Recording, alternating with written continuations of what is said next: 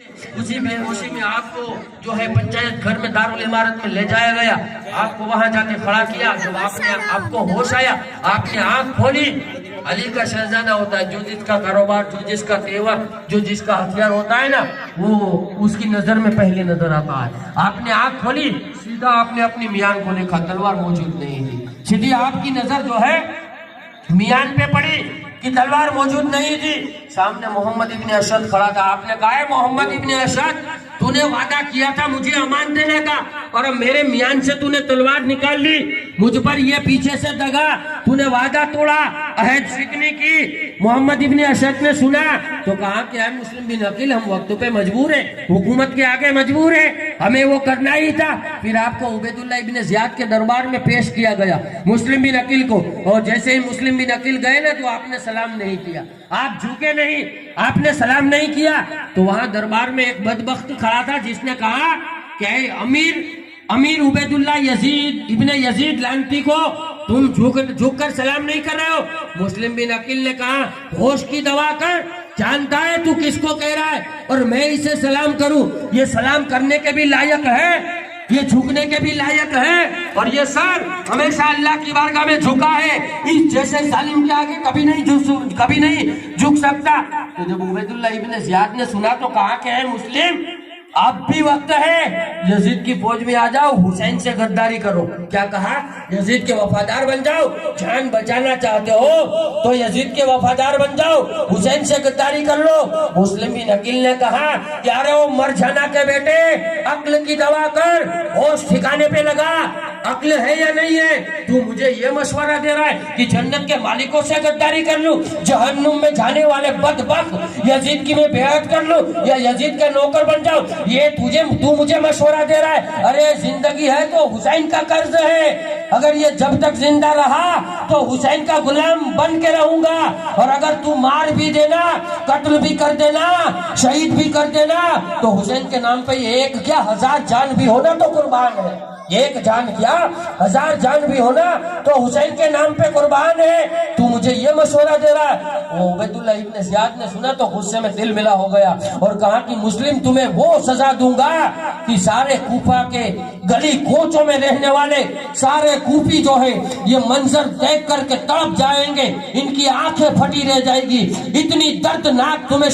جو ہے سزا دوں گا، اتنی بڑی تمہیں سزا دوں گا کہ لوگ دیکھیں گے تو آئندہ جو ہے یزید کے خلاف جانے کی جو ہے کوشش نہیں کریں گے۔ مسلم بن عقیل نے ایک جملہ کہا، میں جانتا ہوں۔ کیا کہا؟ میں جانتا ہوں تو مجھے کیا سزا دے گا، مگر سن لے، ہم جو ہے مصطفیٰ کے خاندان کے فرد ہیں، مصطفیٰ کی اولاد ہیں، ہم موت کی آنکھوں میں آنکھیں ڈال کر کے بات کرتے ہیں، ہم موت سے ڈرنے والے بندے نہیں ہیں، ہمارا خون جو ہے یہ بنو امیہ کا خون نہیں ہے، یہ خاندان بنی ہاشم کا خاندان ہے، یہ جو ہے موت کی آنکھوں میں آنکھیں ڈال کر کے بات کرتا ہے۔ موت کی دھمکی سے تو کس کو ڈرا رہا ہے؟ تو کس کو یہ دھمکیاں دے رہا ہے؟ جب مسلم بن عقیل نے کہا تو اس نے کہا لے جاؤ کہ مسلم بن عقیل کو، اور اسے دارالعمارت کی چھت پر لے جایا گیا، اور کہا کہ وہاں جا کر ان کی گردن کو کاٹ دینا، اور ان کی لاش کو، ان کے دھڑ کو، ان کے سر کو جو ہے کوفہ کی بیچ بازاروں میں پھینک دو۔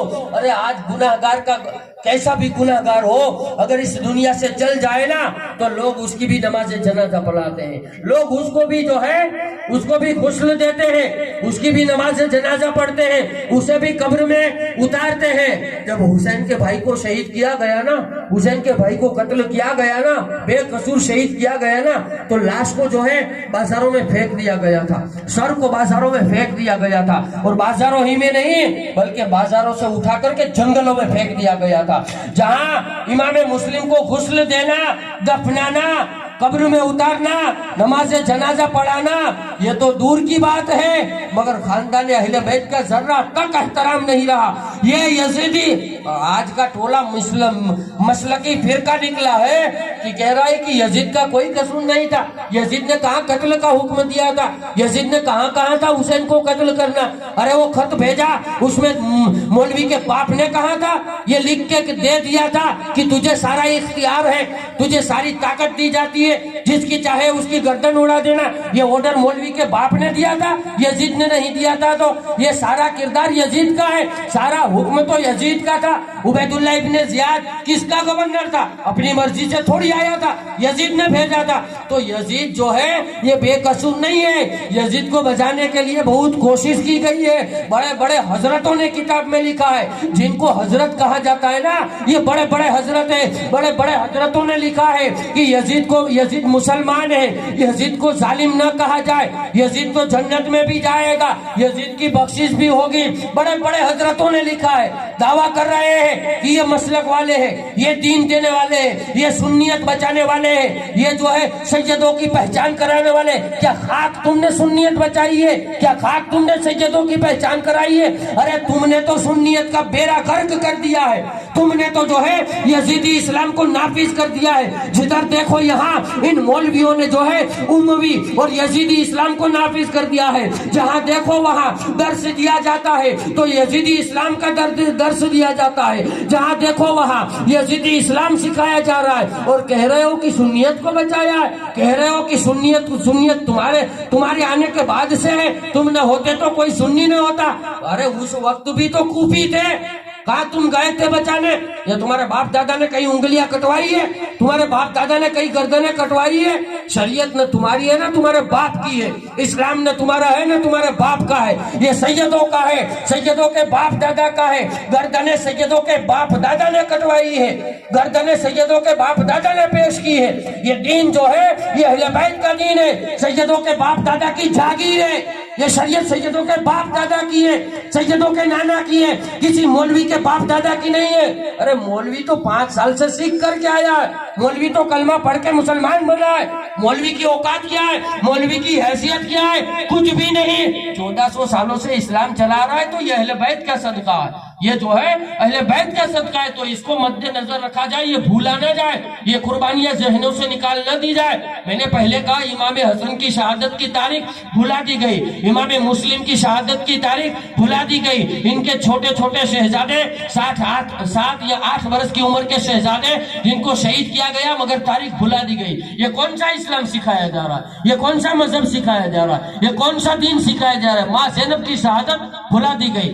ماں سکینہ کی وفات بھلا دی گئی، ماں شہربانو کا دین بھلایا گیا، حضرت قاسم کا دین بھلایا گیا۔ یہ کون سی تاریخ بتائی جاتی ہے؟ یہ کون سا دین سکھایا جا رہا ہے؟ آپ نے کبھی غور کیا اہل بیت کو بھلا کر کے؟ کیا اہل بیت یہی ہے جو کربلا میں شہید ہوئے؟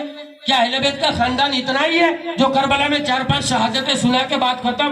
یہ 1400 سال تک جو اسلام چلا آ رہا ہے یہ اہل بیت کی قربانیاں ہیں، یہ اہل بیت کی محنتوں کا نتیجہ ہے، اہل بیت کی شہادتوں کے بدلے میں اللہ تبارک و تعالیٰ نے اس دین کو آبادی عطا فرما دی ہے۔ مسلم بن عقیل کو اوپر لے گئے جلاد، اور مسلم بن عقیل سے کہا کہ تیار ہو جاؤ۔ آپ نے مدینہ کا رخ کیا اور نانا حضور کی بارگاہ میں ہاتھ جوڑ کر سلام پیش کیا، نانا حضور مسلم کے سلام قبول کر لو، نانا حضور میری اس قربانی کو قبول کر لینا، میں نے آپ کے نواسے کو خط لکھ دیا ہے، مجھے افسوس اپنی جان دینے کا نہیں ہے، بلکہ مجھے افسوس یہ ہے میرے آقا حسین یہاں آئے تو کیا ہوگا، ان کے ساتھ کیا ظلم کیا جائے گا، مجھے اور آج کوئی ہے نہیں جو وہاں تک پیغام پہنچائے، وہاں تک کوئی خط پہنچائے، اب نہ ان کو پیغام پہنچایا جا سکتا ہے نہ ان کو بتایا جا سکتا ہے، میرا ان کا دعوت کا پیغام پہنچ گیا ہے، وہ نکل گئے ہیں، اب ان کو کوئی روکنے والا یا بتانے والا نہیں رہا ہے کہ یہاں کا ماحول خراب ہے یہاں نہ آنا۔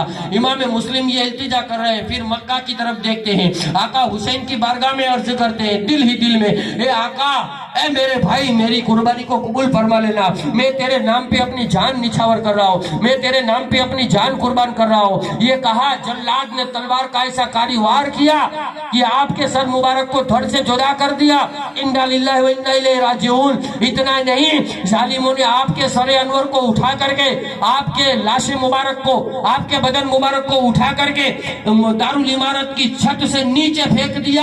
یہ کربلا کا پہلا شہید 8 ذی الحجہ बच्चा को करबला की सरजमीन पर ये अल्लाह की बारगाह में अपनी जान को इसने निछावर किया, दीन इस्लाम की खातिर कुर्बान हुए। कूफियों ने जो है बाजारों में लाश को फेंका, वहां से उठा करके फिर इनकी लाश को जो है जंगलों में और झाड़ियों में फेंक दी गई। इतना ही नहीं बल्कि कूफी आपको शहीद करने के बाद फिर ऑर्डर उबैदुल्लाह इब्ने जियाद ने फरमाया मुस्लिम के बच्चों को पकड़ करके जिंदा ला दिया जाए, इसलिए कि यजीद ने कहा है मुस्लिम के बच्चों को भी मक्का मदीना न जाने दिया जाए। ये जाएंगे तो हुसैन को बता देंगे, हुसैन कूफा नहीं आएंगे। और हुसैन की शहादत के लिए सारा प्लान किया गया है, हुसैन को शहीद करने के लिए सब कुछ इंतजाम किया गया है। हुसैन को कोई बता ना सके, हुसैन को कोई बता ना दे कि कूफा न आना। ये लोग ये समझ रहे हैं कि हुसैन को बताए तो ही हुसैन को पता चलेगा। अरे वो क्या जाने, हुसैन मदीना छोड़ने से पहले ये सारी चीजें तो जान चुका है। हुसैन को तो मुस्तफा ने सारा दीदार करा दिया है, हुसैन तो हर चीज जानता है। मगर हुसैन आज जो आ रहा है तो इसलिए आ रहा है कि यजीदी देख ले तुम किन पर जुल्म कर रहे हो। कल मैदान महशर में बख्शिश की जो है ये आदत न रखना, बख्शिश की जो है अपने दिल के अंदर तमन्ना न रखना कि नबी का कलमा पढ़ते थे और नबी तुम्हें बख्शवाएंगे। नहीं, तुमने नबी के नवासे की गर्दन पर छुरियां फेरी है और नबी का कलमा पढ़ते हुए खुद को मुसलमान बताते हुए और फिर उसी नबी से शफाअत की भी उम्मीद रखते हो। आज का ये जो मौलवी गिरोह जो आज निकला है ना, ये भी वही है, ये यजीदी ही है जो खुद को मुस्तफा का उम्मती बताता है, खुद मुस्तफा का कलमा पढ़ता है और यजीदियों की तरफदारी और फिर जो है उम्मीद भी ये रखते हैं कि मैदान महशर में हमारी शफाअत होगी।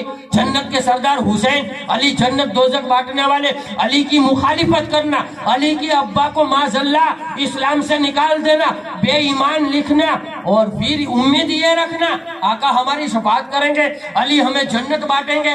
लाना तो तुम पर, तुम्हारी अकीदे, तुम्हारी सोच, तुम्हारी इस उम्मीद पर, ये उम्मीद लेके बैठे हो, ये तुम्हारी घिनौनी सोच है। अहले बैत पे फतवा बाजिया करो और उम्मीद ये रखो कि तुम्हें जन्नत दी जाए, जन्नत अपने बाप की समझ लिए।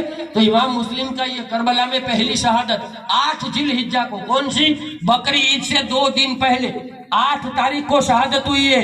हर कोई अपने घर जाकर इसे लिख लेना अगर ज़हन में ना रहे तो, और जब ये दिन आए ना तो कोई इन शहादतों को भूलना नहीं। ये शहादतें अपने घर में मनाओ, इंशाअल्लाह खैर बरकतों का अल्लाह नुज़ूल जो है अता फरमा देगा। घर में रोशन एक नूर उतरना शुरू हो जाएगा, एक घर रोशन हो जाएगा इनकी बरकतों से। ये दिन भूले न जाए। आपको शहीद किया गया, आपके शहजादे को शहीद किया गया। जिस दिन आपकी कूफा में आपकी शहादत हुई उसी दिन इमाम अली मकाम मक्का से निकले करबला के लिए। कहा मक्का से निकले करबला के लिए, करबला का सफर किया। आप आए करबला में 8 जिलहज को निकले, 2 मुहर्रमुल हराम को करबला शरीफ में आए। यहाँ आने के बाद इमाम अली मकाम ने यह भी कहा भाई मुझे जाने दिया जाए, या हिंदुस्तान भेजो या यजीद के दरबार में भेजो, हम बात कर लेते हैं। हिंदुस्तान तो आपकी पसंदीदा जमीन थी, किसकी, इमाम हुसैन की। हिंदुस्तान तो जो है ये पसंदीदा जमीन थी, इसलिए कि इमाम हुसैन का ननिहाल हिंदुस्तान में है। मौलाए कायनात ने जो 6 या 7 बीवियों से निकाह की थी ना, वो एक बीवी हिंदुस्तान से थी जिसका नाम था हौला, और वो सिंध से थी। वो हौला तो इमाम हुसैन का हिंदुस्तान ननिहाल है। कौन है ननिहाल? इमाम हुसैन हिंदुस्तान के नवासे है। आपने हिंदुस्तान की जमीन को पसंद फरमाया था कि मुझे यजीद की बेअत नहीं करना है और जंग नहीं करना है, मुझे हिंदुस्तान जाने दिया जाए। मगर ये यजीदी जालिम तो जालिम होता है ना, उसकी निगाहों के सामने जुल्म छोटा बड़ा होता ही नहीं है। वो जुल्म करने पे तला आता है, तुल जाता है, शुरू हो जाता है, तो उसकी नजर में कोई गुनाह ही नहीं रहता।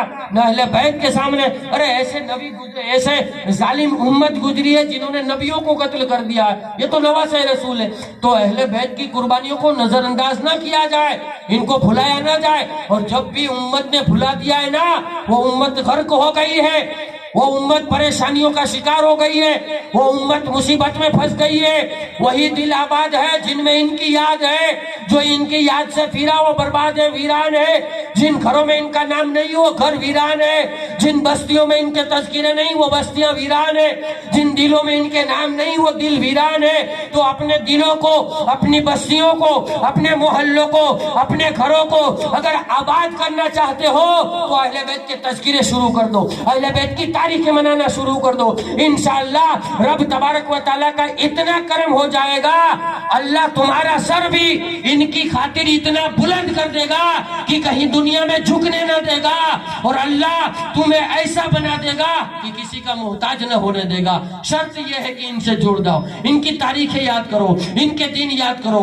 ان کی شہادتوں پر غم کرو، ان کی شہادتیں یاد کر کے اپنی اولاد کو ایک طرف سامنے رکھو کہ اس جگہ میری اولاد ہوتی تو کیا ہوتا، اس جگہ میرے ماں باپ ہوتے تو کیا ہوتا، اس جگہ میرے گھر کی بیٹیاں ہوتی تو کیا ہوتا، اس جگہ میری بیویاں ہوتی تو کیا ہو جاتا۔ اپنا پریوار نظر کے سامنے رکھ کے کربلا کی سیرت کو سنو، کربلا کی داستان کو سنو، پھر سمجھ میں آئے گا وہ تو مصطفیٰ کا خاندان تھا، ان کی تو شان نرالی تھی، ان کے بیٹے عظمت والے تھے، ان کی بیٹیاں عظمت والی تھی، ان کی بیویاں عظمت والی تھی، ان کا خاندان سارا عظمت والا تھا، مگر پھر بھی ہماری خاطر سارا قربان ہو گیا، اس لیے کہ یزیدی دین نہ رہے، اس لیے یزیدی دین نہ رہے، حسینی دین رہے۔ یہ ہمارا فریضہ بنتا ہے، حسینی دین ہم آگے بڑھائے، حسینی دین کو لے کر کے چلے۔ یہ مولوی جو ہمارے لیے کوئی حیثیت نہیں رکھتا ہے، اس کے دین کو نہ مانا جائے، نہ سنا جائے، اور کوئی بھی آ کر بتائے یہ فتویٰ بازیاں دے تعزیہ شریف پر، فتویٰ بازیاں دے علم پر، فتویٰ بازیاں دے یہ ڈھول تاشے پر، ایسے مولویوں سے کہہ دو یہ یزید کے چیلوں سے ہمارا کوئی لینا دینا نہیں ہے، ہم کل بھی حسینی تھے، آج بھی حسینی ہے، موت تک حسینی رہیں گے، ہمارا فیصلہ یزید کے ہاتھ میں نہیں ہے، ہمارا فیصلہ جنت کے مالک کے ہاتھ میں ہے۔